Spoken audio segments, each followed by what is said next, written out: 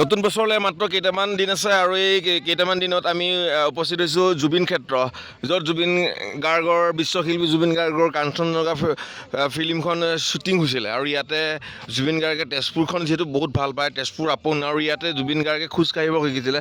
সেইখন পবিত্ৰ ক্ষেত্ৰৰ সাংস্কৃতিক ক্ষেত্ৰৰ এইজোপা বিশাল আহঁত বৃক্ষ আৰু ইয়াৰ তলত শ্বুটিং কৰিছিলে কাঞ্চনজংঘা। আৰু এতিয়া এই ঠাইবোৰত এক মনোৰম পৰিৱেশলৈ ৰূপান্তৰ হৈছে আৰু বিভিন্ন প্ৰান্তৰ পৰা লোকসকল আহিছে, নতুন বছৰ বুলি এসাঁজ খাইছে, জুবিন দাক স্মৃতি ৰোমন্থন কৰিছে। এক নষ্টালজিক পৰিৱেশ, এক প্ৰাকৃতিক ক্ষেত্ৰ বিপুল সমাহাৰ ইয়াত আছে। খুব সুন্দৰ গ্ৰাম্য প্ৰভাৱসমূহ আছে আৰু এই নদীৰ দেখিছে জীয়া ডিপুতাত গৰুৱে কি ধৰণে জলকেলি কৰিছে।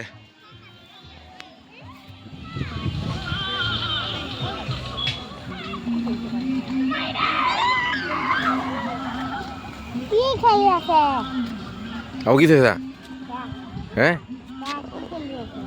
সেয়া উৎপাত কৰিছে, ফূৰ্তি কৰিছে।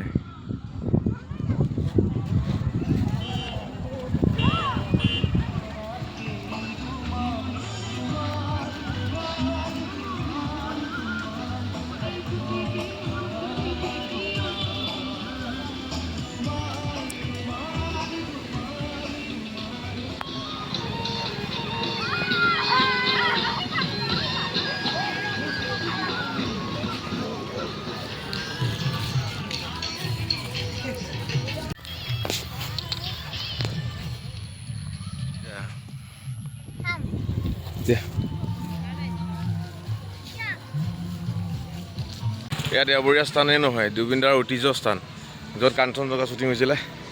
চাৰিওফালে মায়াবী পৰিৱেশ, কেৱল জুবিন দাৰ গান আৰু অনুৰাগীসকলে আজি দেওবাৰে জুবিন দাক ৰোমন্থন কৰি প্ৰীতিৰ এসাঁজ খাইছে।